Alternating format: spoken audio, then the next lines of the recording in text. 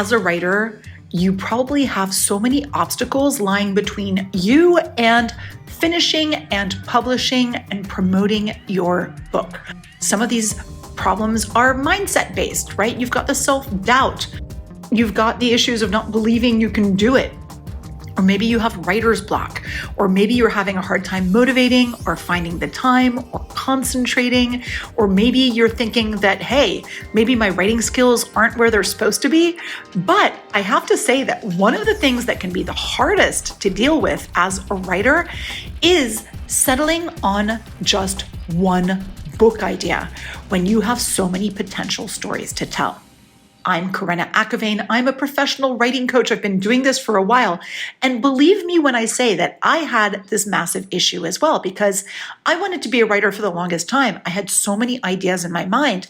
And then when it comes time to finally buckling down, especially as a multi-passionate creative who was trying to decide on which creative outlet was going to be the one I was going to prioritize, then buckling down and deciding I'm going to focus on a single story idea so I can carry it through to the end. If you're multi-passionate or ADHD or have other issues with your concentration, this can be a huge challenge. And also, there are other reasons why choosing one story, how to settle on one book idea, why that is so challenging. So that's why in this episode of the How to Be an Author podcast, I wanted to talk about this crucial issue. It is so hard to focus, and to write a book and finish a book, you need focus, right? Especially when you've got this idea that you're not positive was the one you should have chosen.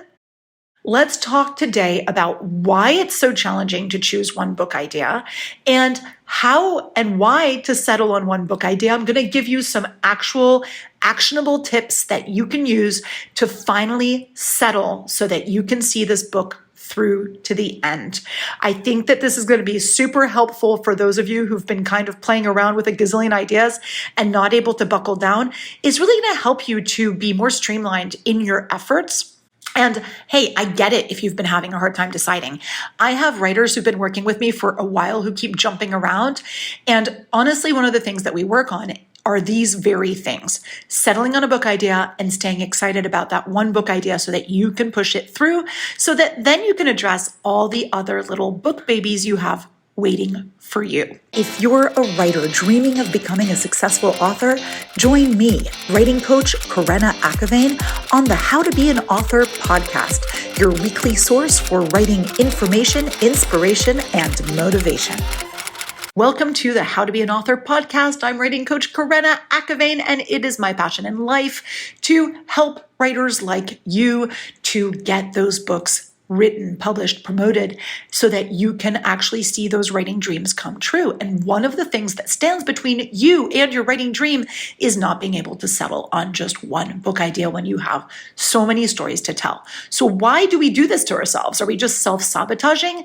No, absolutely not. There are a few absolutely valid reasons why it can be super challenging to choose just one book idea. The first reason is that FOMO, right? We have fear of missing out. When we have multiple ideas, we worry that if we choose one, what if we chose the wrong one?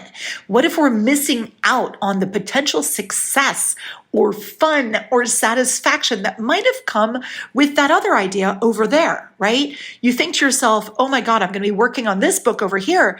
And that idea over there, this was its time. And now I'm missing out by not publishing that right now, right? You have this idea that there are trends in publishing and that publishing one book over another is kind of important. Well, yes, you have a point. But here's the reality of it, my friend. You can't be writing all those books at once. If you're writing all the books at once, it's going to take you forever to get it done, and you're not going to do the deep dive into the book that really is so satisfying. So I'm going to get you to be really happy about the fact that you've chosen just one. If you are one of my Writing Coach on Demand people, I'm going to have extra bonus materials on how you can keep motivated and fall more deeply in love with the idea that you have chosen, so that it keeps feeling new and challenging as you go. I think that's a really valuable set of instructions, and that's some really actionable information that's going to help you immeasurably as you go along. But let's keep exploring the ideas why it's so difficult to choose. I want you to see how you're not just having this hesitation because you're not meant to be a writer, or because you have this massive problem with your focus, or because you're just super indecisive and maybe this is not meant to be. That is not the case. Every writer struggles with this at some point, and I want you to see that this is totally normal, but it's also something that we can work through. So another issue that writers have is that they have this uncertainty about the publishing market. So you know that there's some trends, and maybe you're unsure though about which book idea is going to be the most marketable, especially if you're publishing conventionally. That is a 2-year lead time oftentimes. So you think to yourself, wait a second, maybe agents and publishers are going to think that, yeah, this book might be okay right now, but by the time it hits the market, it's not going to be as marketable. And maybe I should be working on multiple ideas at once, one that I'm pushing through to publish conventionally and one that I'm publishing myself, for example. Okay, I get that. And as an author who writes under my own name and under pen names in 2 different genres, I feel you. I get that. But let me tell you from having been there that unless you have superhuman motivation, working on multiple books at once actually really does slow you down. I've been there, done that. And it is not easy. And let me tell you that I thought that I was different. I'm not. So you do need to, at the very least, alternate, but really I think that pushing a book through to the end is the best way to go. This is the only way that you're actually going to have books out there to actually promote, and that really helps your platform in so many ways. Okay, another reason that we have such a hard time choosing an idea to work on is that we feel emotionally attached to our ideas. We feel like we have this proprietary sense with our ideas. I know so many writers who are like, I have this really good idea, but I can't tell you about it, or I need to make you sign a non-disclosure agreement, or I need to make you sign some kind of non-compete, because we feel so emotionally attached to those ideas. And I get it. It's so hard to let go. You feel like you're abandoning one thing for another. It's like choosing your favorite child. But at some point, I always joke about this with my kids. I always tell them, you know what? Sometimes favorite childhood is dependent. I know that sounds terrible, but you've got one kid who needs more attention than the other. It's the same way with your book ideas. So of course you feel emotionally attached, but remember that just because you're postponing an idea doesn't mean that you have to let go of it forever. It just means that you're paying more attention to this one for now because it's at a stage where that is crucial. And we're going to talk more about this in a minute, but this is a really important concept. So for example, this is akin to if you have a kid who's about to apply for college, well, you're going to be paying more attention to that kid than you are to the kid who's just kind of cruising along, in 6th grade and doesn't really need any help. Same with your book, right? The one that needs more attention is the one that's going to be chosen for now. And that doesn't mean that you hate the other one. So remember that. Another problem that many people have, and this is really, really important to be crystal clear about, is that in fact, the problem is lack of clarity. A lot of my writers are jumping between ideas, and the reason is because they don't have a clear enough vision for any one idea, i.e., they've got this idea, but they don't really know how they're going to take it from idea to finished novel. And so they're not going to commit because there's not enough going on under the surface. When you're in a relationship and, you're attracted to the person, but there's not a clear vision of what the future holds for you, and you end up breaking up because you're like, I don't see a future. Same thing happens with your book. Right? So if you don't have clear vision for at least one of your ideas, how can you possibly commit? And this is actually going to be one of those factors that's going to help you to choose. I have a whole method for picking which idea you're going to go with. And also I go more in depth to this whole process In my masterclass From Idea to Published in 6 months, you can probably guess that if we're going from idea to published, I'm helping you to choose your idea as well. I have a whole checklist and exercises for seeing which idea actually is the best, so it can help you to choose when you're not able to. So that lack of clarity is definitely a big issue. And then we've got, finally, a fear of failure. So you've got this idea that you kind of love, you're attached to this idea, but you fear that maybe it won't be successful enough. So you want to keep your options open, right? That's like the person who's with a perfectly nice person in their relationship and they are not committing because they're not sure it's going to be successful, that relationship. So they end up messing up a perfectly good relationship because they cheated because they were keeping their options open. Do you see how this works with your book as well? You are cheating on a perfectly good book, potentially wonderful book, and a success story because you're trying to keep your options open. You're actually going towards failure. Now, sometimes you've got an idea that's not a good one, but I'm going to help you to choose, right? Let's talk about a few of those tips that are going to help you to choose one idea to focus on. Okay, so one of the things that you can do is you have to evaluate your ideas, right? Let's write them all down. I love writing things down by hand on a piece of paper. I like making a little octopus, that's just me, but write them around, whatever makes sense, in columns, in a circle, in bubbles. I don't care how you do it, but I want you to write down each of your book ideas. Now, whether it's by name of the project or by some kind of way you refer to it, and then evaluate each idea. So there are some ways for you to evaluate these ideas, right? There are different factors, and we each have different priorities.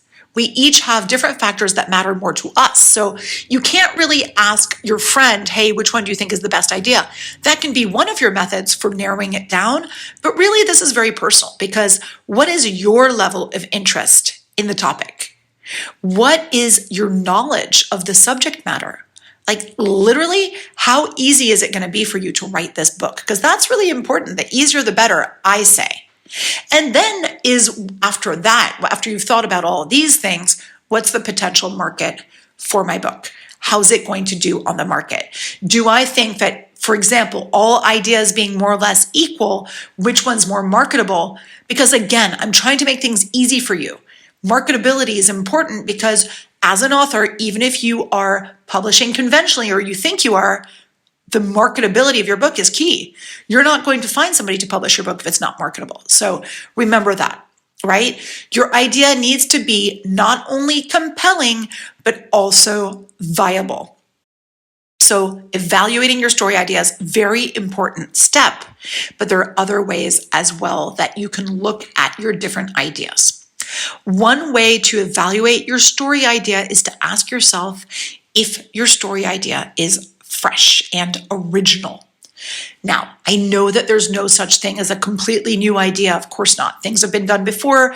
We have story archetypes, but do you have a new spin on things? Does it feel kind of new in a way? Does it have a unique twist? That's really important. And sometimes maybe we're not completely arbitrary in this. So definitely do some research, right? Conduct your research, look for similar books or even movies or TV shows that have explored this idea before. If there's similar things out there, consider how your idea is actually different and how you can bring a unique perspective to it. Brainstorming is also a good way to come up with fresh and original ideas. Think completely outside the box and then go back to that wonderful research step that is so important. Look at keywords, look at concepts, Google all of that stuff. You can ask, what's a book about blah, and it'll spit out a few books and you can see what's different. So that's really important. I would look at what's been published in the past few years just to see if, your idea has been done recently too. That's really important. I think also if you collaborate with other friends or writers, this is where you can ask them if your idea is original, because sometimes you've got a blind spot. You have not read the similar book, but your friend has, right? So your friends might offer these insights or perspective that you never considered. They might recognize similarities that you totally missed because you're in love with this idea and love is blind. Remember that. So So another way that you can tell how strong your idea is by crafting an elevator pitch or a really quick synopsis for your story, and practice pitching it to other people. Like, see how people react to that. Do they say, wow, that's really interesting, or that's really fun? Or do they say, wait, that's kind of like this or that? Or if they're underwhelmed, like maybe your idea does lack in freshness and originality. That's really important. Now, if you're super at a loss, of course, you can get feedback from a professional like a writing coach or an editor or an agent. Usually we have a good sense of the market. We can tell you how original and fresh and sellable we think your idea is. And honestly, do not underestimate your level of interest in the idea. This is so important because writing a book is a long process. Does the story idea excite you enough to make you feel passionate enough to write about it in the long term? This is a long and challenging journey. It is a process. You want to make sure that you're invested in it now and that you can stay invested. And when I was talking about the marketability, like, it's not just, does this book exist already, but actually, are there things that are kind of similar in topic or similar in style, but different enough from yours so that you can see that there's kind of a demand for this type of book? Can you say, hey, my book is perfect for the person who read this, but who's looking for more of that? That's awesome. That's a great way of assessing whether it's marketable. And again, this takes research for sure, a lot of Googling and a lot of asking around. Another thing that you want to do is, oftentimes I think that we are focused on the idea and we don't think about our target audience. Instead of thinking, okay, I'm going to write to genre or I'm going to write to market, think about, who is my ideal audience? Which of my ideas is going to be most compelling to my audience? What are they looking for in a book? What are their writing habits? What do they want? That's going to increase your book's chances of success. It is also going to make you feel more motivated because you're writing to someone specific. Definitely keep looking at what other people have written and how your book's going to compare, because that's important too. And then I always talk to writers who are like, oh, I think that this would make a great TV show or a great movie. And yes, sometimes I have a tendency to say, okay, wait, you're getting ahead of yourself. But adaptability of your book, something that could potentially be adapted later into movie or TV show, that can definitely increase the potential reach. So that could be a good idea too, right? So think about that. Now, I don't want you to get too caught up in, I'm half-assing this book because really it would be a better movie. In that case, write a script, right? That's fair enough as well. But definitely do think, how is this going to make other types of entertainment? And then do think about, for each idea that you have, think to yourself, okay, how would I market this? Like, what would my strategy be? And how easy would it be to market? Like, how can I see myself getting the competitive advantage when it comes to marketing and promoting this book? Now, another thing that you want to do is you want to determine how any given idea fits into your specific writing style and your strengths. Are you comfortable with this genre? Are you comfortable with this tone?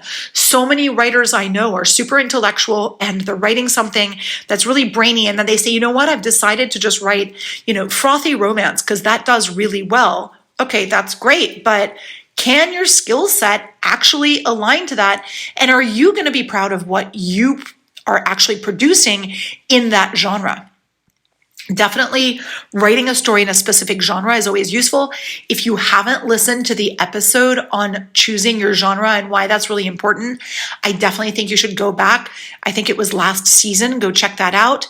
I think the title of the episode is It's a Genre, and you can look it up on the How to Be an Author podcast. Very useful. And also in my course, From Idea to Published in 6 Months, I have a bunch of exercises on determining what your genre is and on choosing a genre wisely. But when readers are expecting something within a genre that helps you to kind of manage those expectations, build an audience, and it has these interesting creative constraints that help you to have a framework. It'll guide your creative choices. And I think that that's a challenge, but is always a reward as well. And also when you're writing within a genre, you're accessing these established markets. You've got these keywords you can use, and you've got these fandoms you can use. You can definitely potentially reach a larger audience. And by playing around with different genres, maybe you're going to find your authentic writing voice that actually you hadn't found up until this moment.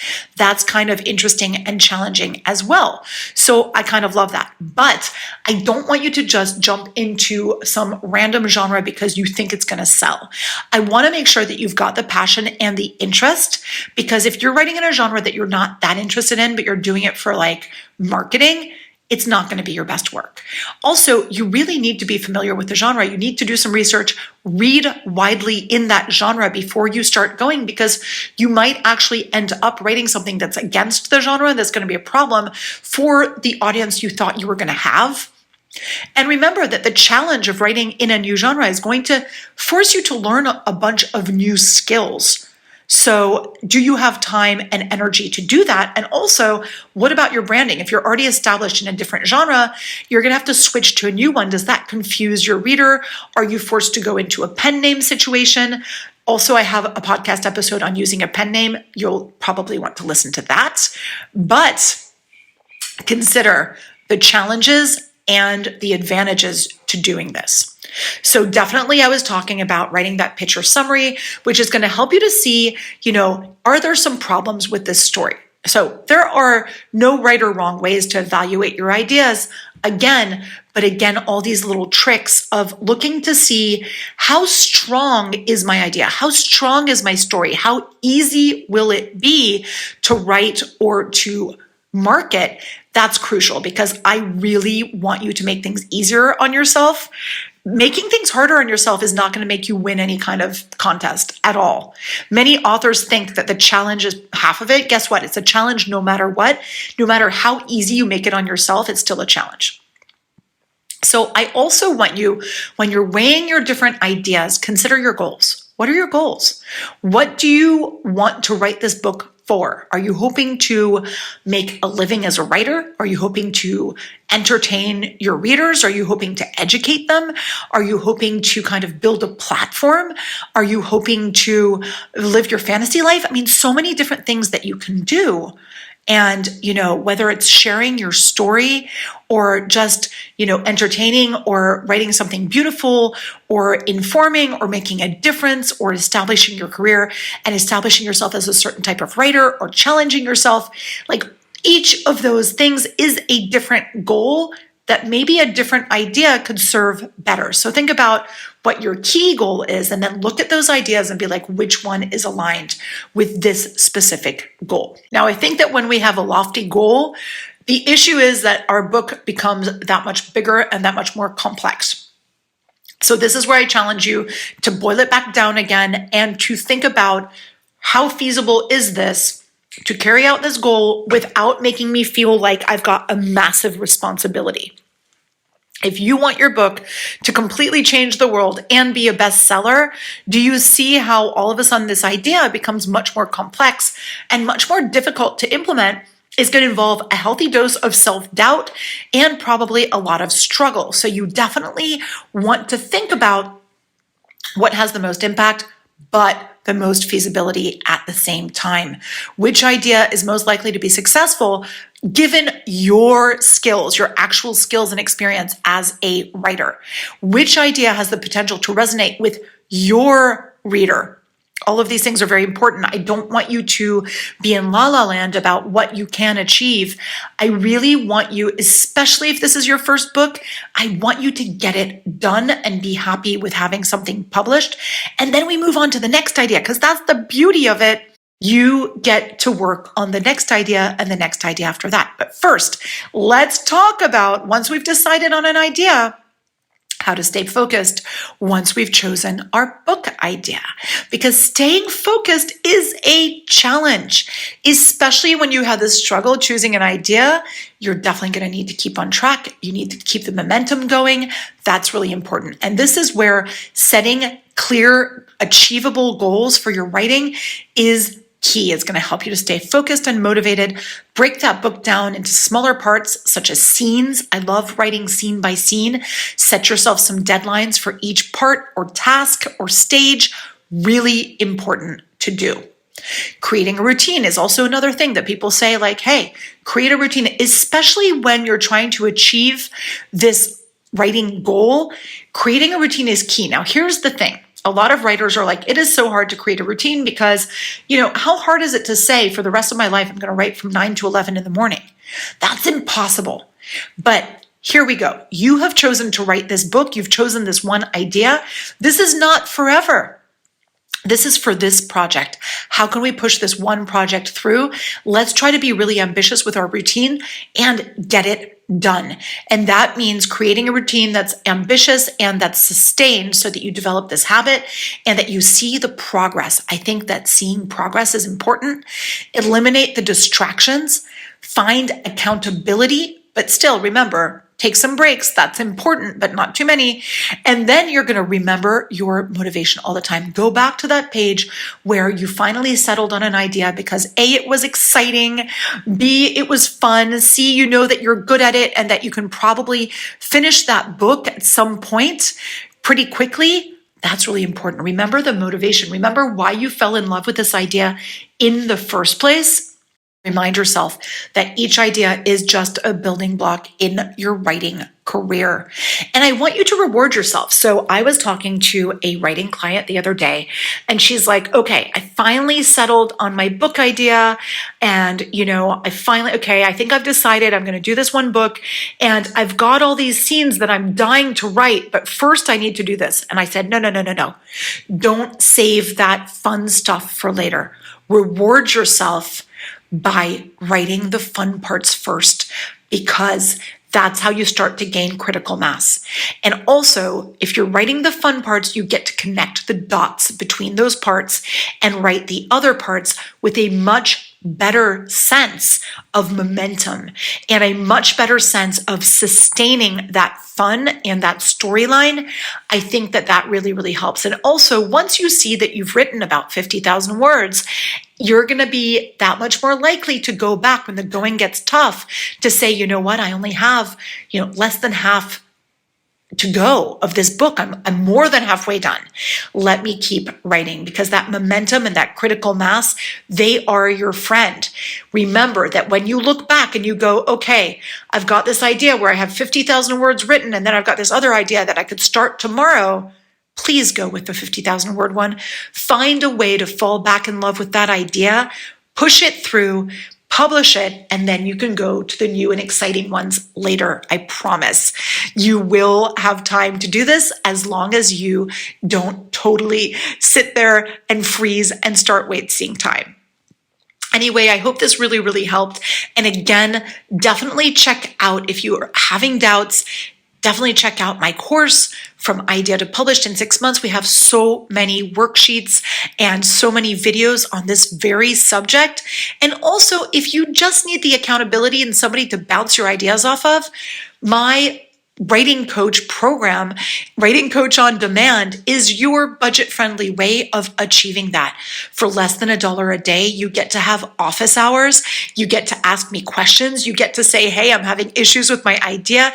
Hey, I'm having self-doubt, and I will get you back on the straight and narrow without removing the fun from the process. I've got your back. Thank you so much for joining me on the How to Be an Author podcast.